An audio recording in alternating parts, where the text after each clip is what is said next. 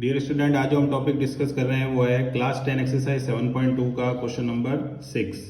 Question number 6 में हमें क्या दिया हुआ है कि if 1, 2, 4, y, x, 6 and 3, 5 are the vertices of parallelogram, यानी पैरेललोग्राम के 4 वर्टिसेस हमें दे रखे हैं और हमें ये फाइंड आउट करना है कि जो x और y जो यहाँ पर लिख रखे हैं उनकी वैल्यू क्या होगी। तो सबसे पहले अगर हम देखते हैं तो हमें जो गिवन है वो हम मेंशन कर देते हैं कि हमें गिवन क्या है कि 1, 2, 4, y, x, 6 and 3, 5 are the vertices of parallelogram। ठीक है, तो पैरेललोग्राम को अगर हम ड्रॉ करते हैं तो हम किस बेस पे ड्रॉ कर सकते हैं कि ये हमारे पास मान लेते हैं एक पैरेललोग्राम है जिसमें ये हमारे पास 4 कोऑर्डिनेट हो गए A, B, C और D। ये हमने डायगोनल यानी विकर्ण ड्रॉ कर दिए और ये जो डायगोनल जिस पॉइंट पे मिल रहे हैं उस पॉइंट को हमने क्या ऐड कर लिया, O ऐड कर लिया। तो ये हमारे पास कोऑर्डिनेट मान लेते हैं 1, 2। ठीक है, इसी तरह से ये हमारे पास कोऑर्डिनेट हो गया 4, y, ये हमारे पास कोऑर्डिनेट हो गया x, 6 और ये हमारे पास कोऑर्डिनेट हो गया 3, 5।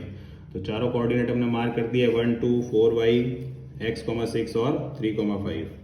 अब जो कंसेप्ट हम यूज करने वाले हैं वो मिड पॉइंट कंसेप्ट यूज करने वाले हैं। ठीक है, तो क्या होगा, इंटरसेक्शन यानी प्रतिच्छेद of AC and BD।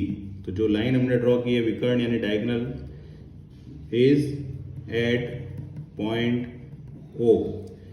Point O will act as mid point of both.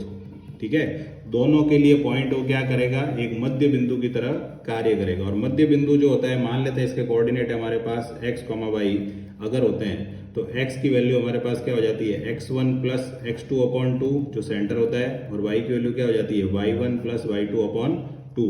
तो ये हमारे पास मिड पॉइंट के एक तरह से जनरल कोऑर्डिनेट होते हैं। अब हम इसके बेस पर अगर हम करते हैं तो सबसे पहले हम क्या लिखेंगे, coordinate of point O are the midpoint of AC। सबसे पहले पॉइंट O को हम AC के लिए रेफर कर रहे हैं एज ए मिड पॉइंट। तो क्या हो जाएगा हमारे पास कोऑर्डिनेट, अगर इस फॉर्मूले को यूज करते हैं, इसको मान लेते हैं x1, y1, इसको मान लेते हैं x2, y2, तो 1 प्लस x/2 और सेकेंड वाला क्या हो जाएगा 2 प्लस 6/2। तो ये वैल्यू हमारे पास क्या आ सकती है, 1 प्लस x/2। इसको तो हम ऐड नहीं कर सकते क्योंकि हमारे पास x वैल्यू अवेलेबल नहीं है अभी। 6 और 2 8/2 कितना हो जाएगा हमारे पास 4। तो ये हमारे पास आ गया AC के लिए। सिमिलरली अब क्या करेंगे, coordinate of point O are the mid point of BD। तो BD के लिए भी मिड पॉइंट होगा। ये BD हमारे जो लाइन है डायगोनल है, विकर्ण है, उसके लिए भी ये मिड पॉइंट की तरह एक्ट करेगा। तो फॉर्मूला जो है वो सेम लगाएंगे हम, 3 प्लस 4/2 5 प्लस y/2। तो ये हमारे पास हो जाएगा 7/2 5 प्लस y/2। तो इस तरह से हमने क्या किया है कि मिड पॉइंट कंसेप्ट को यूज करके AC और BD जो दो डायगोनल यानी विकर्ण है उनके लिए हमने मिड पॉइंट के कोऑर्डिनेट फाइंड आउट कर लिए हैं। अब क्योंकि ये दोनों जो कोऑर्डिनेट हमारे पास आए हैं ये पॉइंट O के ही कोऑर्डिनेट हैं, तो हम क्या लिखेंगे, since both coordinates are of point O। तो दोनों सेम होने चाहिए क्योंकि एक पॉइंट के एक ही कोऑर्डिनेट होते हैं, जबकि हमारे पास अभी कितने अवेलेबल हैं, 2। तो ऐसा पॉसिबल नहीं है, तो इसका मतलब दोनों सेम है। तो x के कोऑर्डिनेट को हम x के इक्वल करेंगे, y के कोऑर्डिनेट को y के इक्वल। तो 1 प्लस x/2 इक्वल टू 7/2। तो 2 से 2 अगर कैंसिल आउट हो जाता तो हमारे पास क्या बचेगा, x plus 1 equal to 7।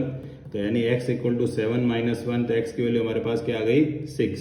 Similarly y के कोऑर्डिनेट को अगर हम इक्वल करते हैं तो 5 plus y/2 is equal to 4। तो क्रॉस मल्टीप्लाई करेंगे तो 5 प्लस y इक्वल टू 4 2 जा कितना हो जाएगा 8, और जब हम इसको माइनस करेंगे तो y इक्वल टू क्या हो जाएगा 8 माइनस 5 यानी 3। तो जो पॉइंट O है उसके कोऑर्डिनेट हमारे पास क्या आ गए, यानी x की वैल्यू हमारे पास क्या आ गई, एक तरह से 6 और y की वैल्यू हमारे पास क्या आ गई, 3 आ गई। तो इस तरह से हमने x और y दोनों की वैल्यू को क्या कर लिया, डिटरमाइन कर लिया with the help of mid point concept. ठीक है, थैंक्स फॉर वॉचिंग।